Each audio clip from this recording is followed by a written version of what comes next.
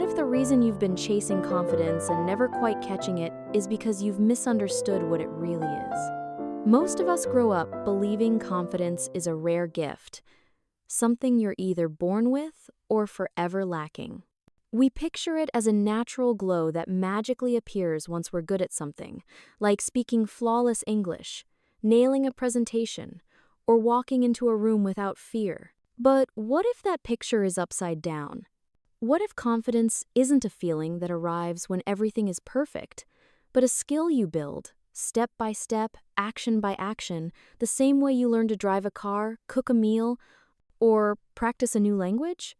That shift changes everything. Because if confidence is a skill, it means you don't have to wait until you feel ready.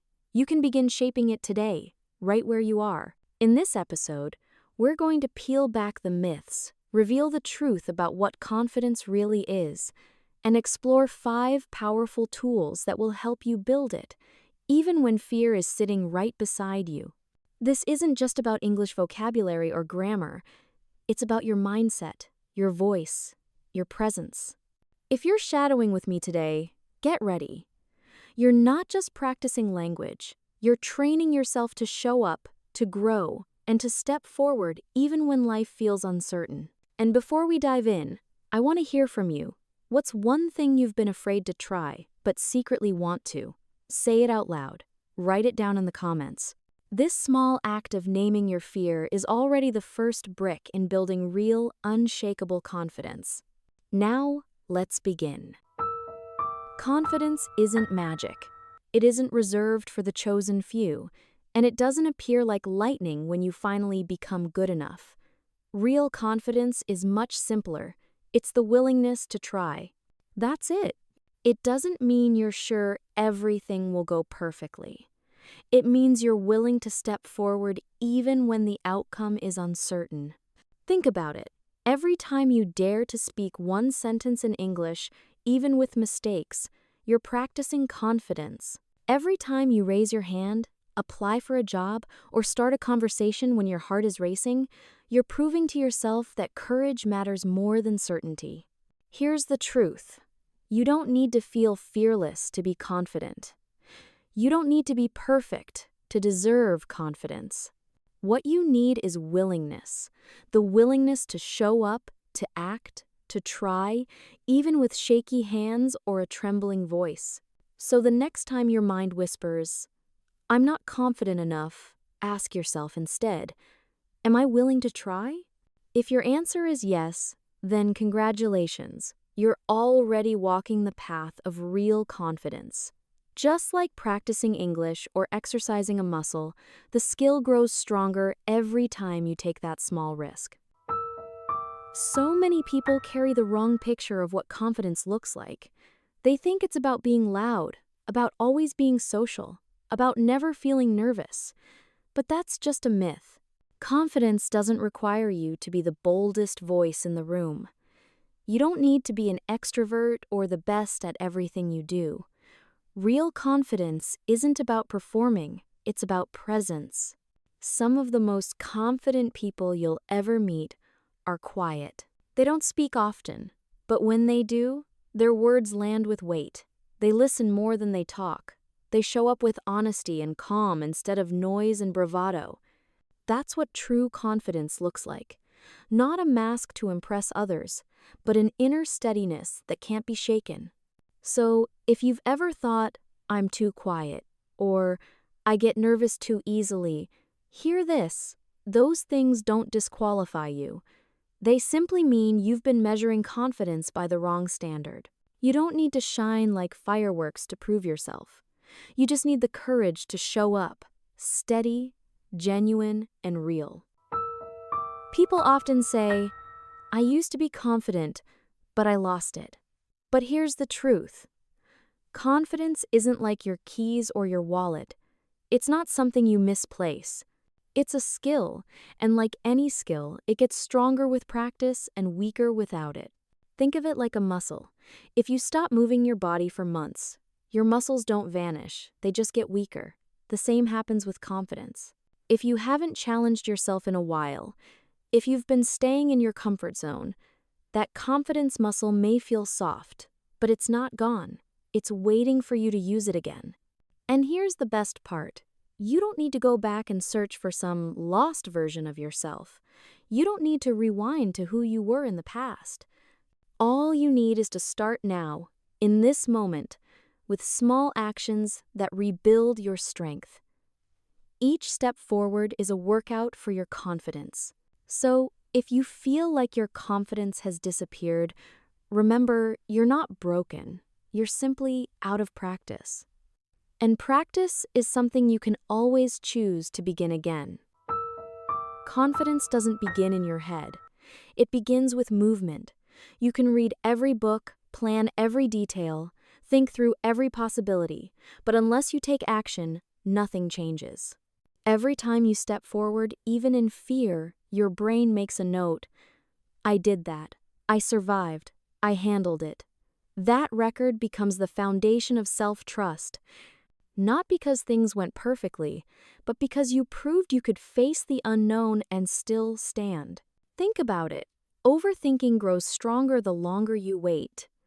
Doubt multiplies with every second of hesitation. But the instant you act, something shifts. Fear loses its grip. Your focus moves from what if to what's next. Action doesn't erase fear, it outpaces it. This is why tiny, courageous steps matter so much. Each small action is like laying down a brick, and before long, you've built a solid structure of confidence. You don't need to leap across the entire mountain. You just need to take the next step, and then the next. So, remember this. Confidence isn't born from wishing, waiting, or worrying. It's born the moment you move. One of the simplest, most powerful tools for building confidence through action is the 5-second rule. Here's how it works. The moment you feel the urge to act, to speak up, to raise your hand, to take that step, you count backward. 5, 4, 3, 2, 1, go. And then you move. No waiting, no overthinking, just action. Why does this work? Because your brain craves comfort. It wants to protect you from risk. So within seconds, it starts whispering excuses. What if I fail? What if I look stupid? The longer you hesitate, the louder those voices get. But when you count down and go, you cut fear off at the knees. You bypass hesitation and jump straight into action. It's like standing at the edge of a cold pool. The more you think about it, the harder it feels. But if you just count down and dive, you're in before your doubts can catch you. That's the magic of the 5-second rule. It doesn't promise perfection, it promises movement. And movement is what creates confidence. So, next time your hand trembles, your voice wavers, or your thoughts hold you back, remember, 5, 4, 3, 2, 1, act. Let's be honest. Doing something new rarely feels easy. Speaking up in class, trying out your English in public, raising your voice in a meeting, all of it can feel awkward, exposed, even scary. But here's the truth. Confidence doesn't grow in the cozy warmth of comfort. It grows in the fire of discomfort. Discomfort is not a warning sign that something's wrong. It's proof that something's changing.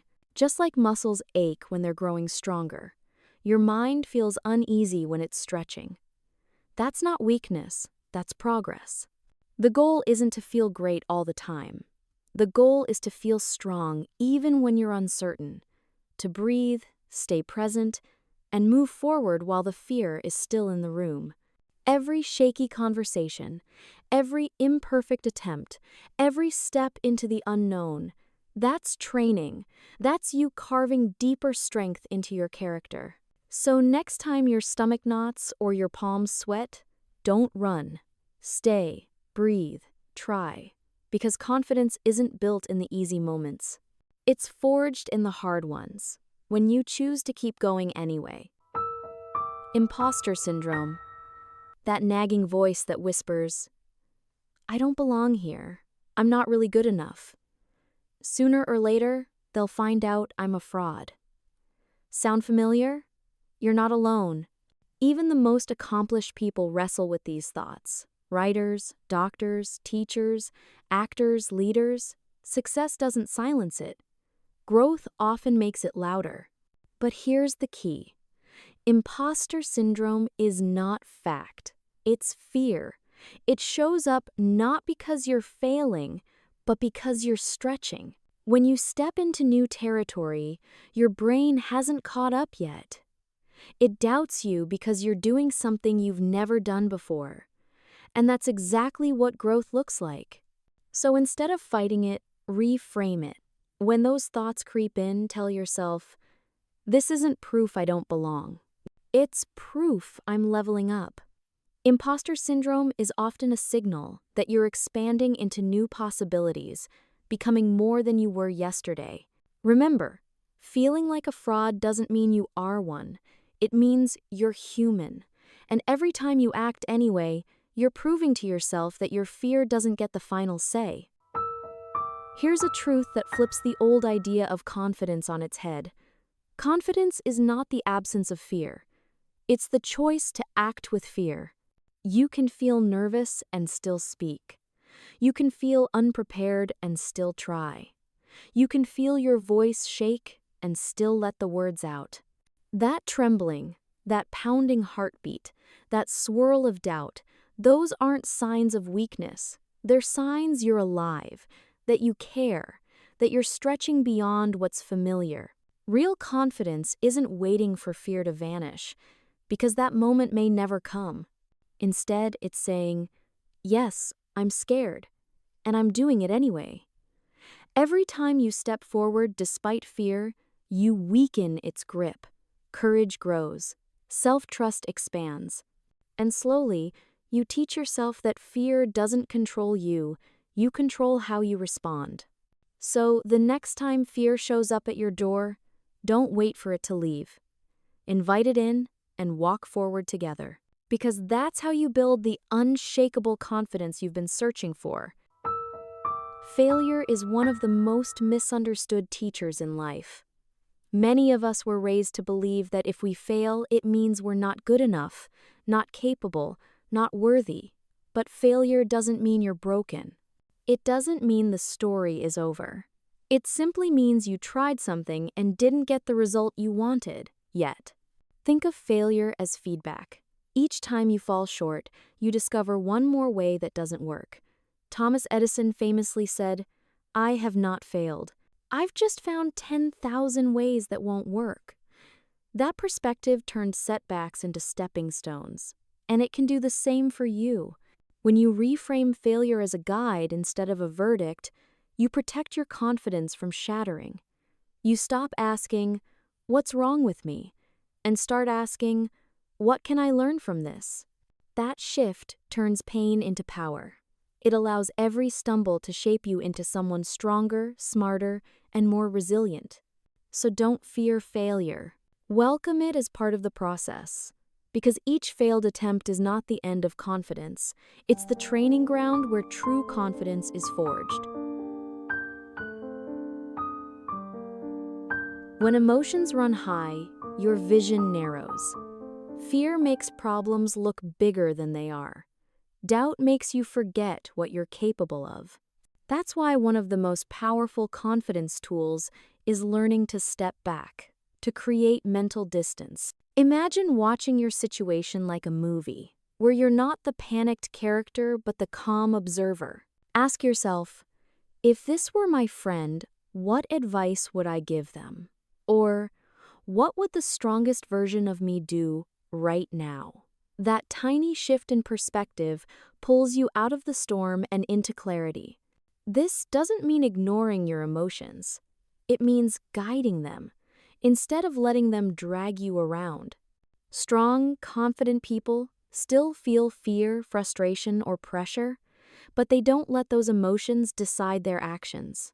They pause, they breathe, they choose with wisdom instead of panic.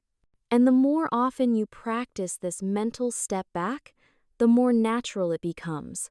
Confidence grows not because life gets easier, but because you learn to see clearly even in the middle of chaos. What if, In moments of doubt, you could step into a stronger version of yourself, a version that already knows how to walk tall, speak clearly, and act with courage. That's the gift of an alter ego. An alter ego isn't about being fake. It's about focusing on the best version of you, the one that shows up when fear steps aside. Athletes do this before a big game. Actors do this before stepping on stage. They adopt a name, a mindset, even a posture that carries them into the moment with power. You can do the same. Before a presentation, a conversation, or an interview, ask yourself, if the confident version of me walked into this room, how would I stand? What would I believe? What words would I choose? Then step into that identity. At first, it may feel like pretending, but the more you act like that version, the more you become that version. Over time, the alter ego isn't a mask, it's a mirror, reflecting the confidence that was inside you all along. Have you ever walked into a situation unprepared and felt your confidence vanish on the spot? That frozen feeling isn't a lack of talent, it's the weight of uncertainty. Preparation is what cuts through that fog. When you prepare, your mind shifts from panic to proof.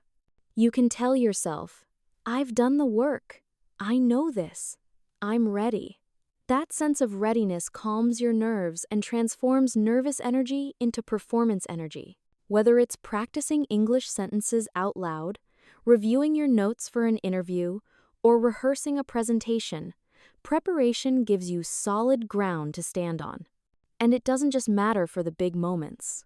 Small daily habits, shadowing a video, reading for 10 minutes, writing one paragraph, build layer upon layer of quiet confidence. Each repetition is a deposit into your self-trust. So never skip the work, because the hours you invest behind the scenes are what allow you to step into the spotlight with steady hands and a clear voice. Preparation doesn't just build knowledge, it builds power. Comparison is the silent thief of confidence. The moment you start measuring yourself against others, their skills, their success, their highlight reels, your own progress suddenly feels small. You think, they're better than me. I'll never catch up. And just like that, your energy drains away. But confidence doesn't grow by chasing someone else's path. It grows by walking your own. Your journey is yours alone, with its own timing, its own lessons, its own victories. Instead of asking, how do I measure up to them? Ask, what's one small thing I can improve today? Progress doesn't live in perfection. It lives in personal growth, in daily choices, in small wins stacked on top of each other until they build a foundation so solid that comparison loses its power. So shift your gaze inward. Trade comparison for focus. Trade envy for effort. Because every time you stop watching them and start working on you, your confidence takes root in the only place it can truly grow, within. Social media can be a double-edged sword. On one side, it inspires, showing you people who've achieved great things, mastered new skills, or built the life you dream of. But on the other side, it distorts reality. What you see online is rarely the full story. It's highlight reels, filters, polished moments, not the messy, imperfect truth of real life. When you measure yourself against that illusion, your confidence suffers. You start thinking you're behind, not good enough, or always lacking. But here's the truth. Your worth isn't found in likes, views, or someone else's feed. Confidence thrives not in comparison, but in authenticity. That's why curating your environment matters. Follow people who lift you up with honesty, not perfection. Unfollow those who trigger doubt or make you shrink. And sometimes the best thing you can do for your confidence is to put the phone down, step outside, and reconnect with your own life. Because true confidence isn't built by scrolling through someone else's story. It's built by living your own, fully, imperfectly, and unapologetically. So many people believe success, and the confidence that comes with it, is built on talent. But talent alone is never enough. Natural gifts might give someone a head start, but without consistent effort, they stall.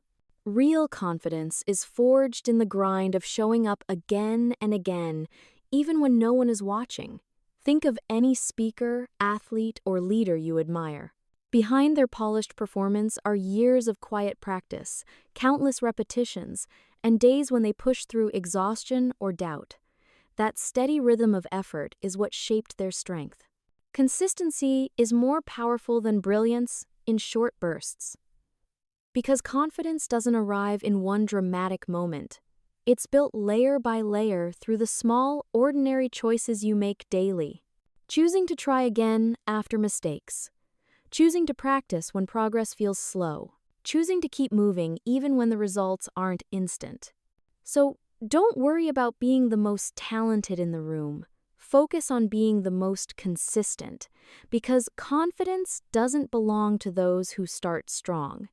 It belongs to those who keep going. You don't need a giant breakthrough to feel confident.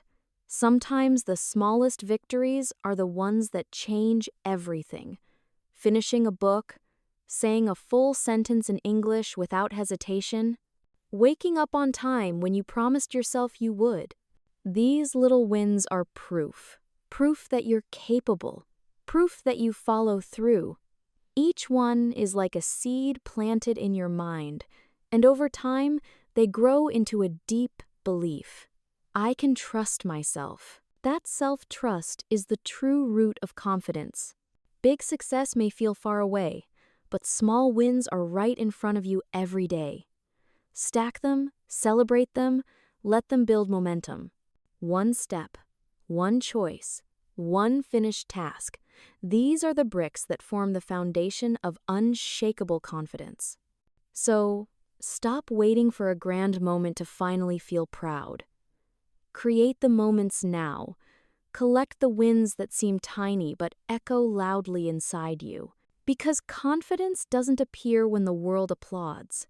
It grows each time you quietly prove to yourself, I did it. Many learners think, I'll start speaking when I'm fluent. But that's backwards. Confidence doesn't come after fluency. Confidence comes before. It's the fuel that carries you toward fluency in the first place. Every time you open your mouth, even if your sentence is broken, even if your grammar stumbles, you're building two things at once, your language and your courage. The messy attempts are not mistakes. They're the training ground where real growth happens. Think of it like learning to swim. You don't wait until you're an expert to get in the water. You step in while you're still uncertain, splashing, struggling, learning as you go. That's how speaking works. Each conversation, no matter how imperfect, is a victory. So don't wait for perfection. That day may never come. Start now. Say one sentence, then another. Ask a question. Share an idea. Each word you speak is a small act of bravery, and those acts pile up until confidence becomes your second language. The words you speak to yourself create the walls of your inner world.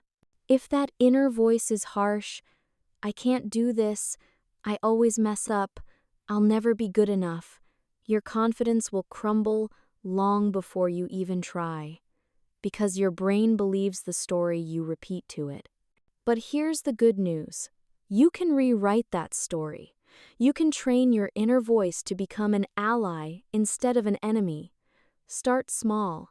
Replace I can't with I'm learning. Replace I always fail with this is hard, but I'm figuring it out. These simple shifts sound ordinary, but they are powerful. They plant seeds of resilience that grow stronger every time you water them with repetition. Confidence thrives in a kind environment, especially the environment inside your own head. Speak to yourself the way you'd speak to someone you love. Encourage yourself. Cheer yourself on. Because the more your inner world is filled with compassion and belief, the more naturally your outer world reflects strength, clarity, and courage. Real confidence isn't loud. It doesn't need to shout, perform, or prove itself to anyone. True confidence is quiet, steady, and deeply rooted. It's the calm belief that you can try, and that trying is enough. It doesn't mean having all the answers. It means trusting yourself to figure things out one step at a time. It doesn't mean never feeling afraid. It means being willing to act even while your voice shakes, even while your knees tremble. Confidence is found in those everyday choices. Raising your hand when you'd rather stay silent, speaking up in English when the words aren't perfect, taking the step forward when everything in you wants to hold back. Each of those moments whispers, "I'm willing." And willingness is the seed of unshakable confidence. So today, take one small step. Say the thing. Try the action.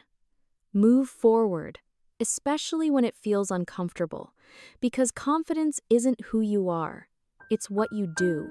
And the more you do, the more you grow into the person you were always meant to be.